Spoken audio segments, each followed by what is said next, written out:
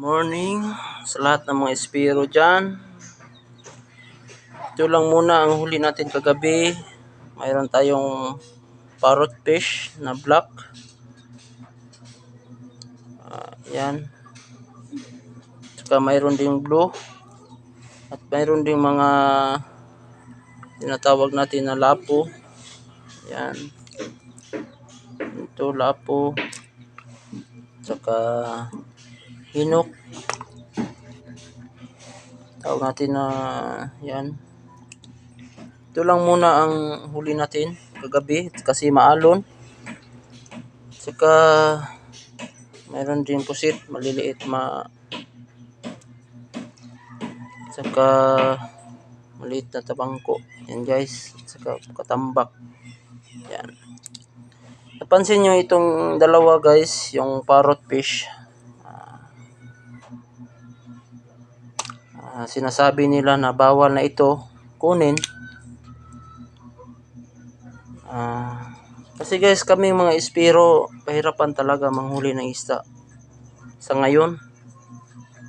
Kasi lalo na pag pre-dive ka, mahirapan ka talaga manghuli ng isda na malalaki na isda sa ngayon.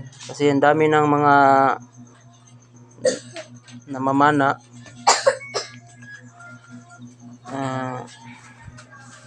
Ito hindi ko sana ito kukunin, pero kasi sinasabi ng iba na bawal. Pero ang kahirapan ng ang kahirapan sa ngayon guys, hindi na pinagbabawal. Ang hirap ng panahon, ang hirap na maghanap ng pera, pangbili ng bigas, atong ulam.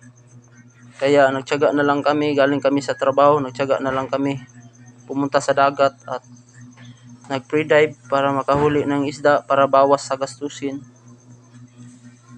Yan guys, kung bawal ito, pasensya na sa lahat na nanonood. Kasi hindi naman ito ibinibenta namin guys.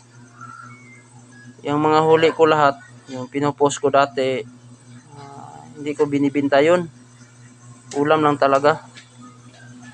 At mayroon pa nga tayong isa na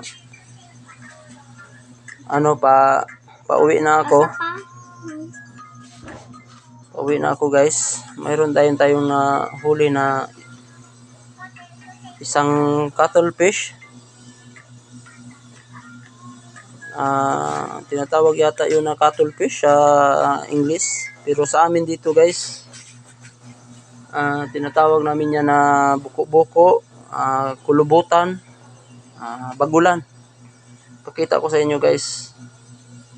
Guys, nakasilid na siya sa plastic. Nilagay sa cooler. Ayan na.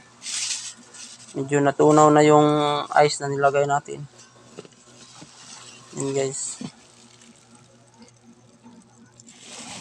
Ayan. Mga 2 kilo at kalahati. Pero ulamin din namin yan, adobuhin namin yan. See you to salamat sa panonood. See you to another video guys.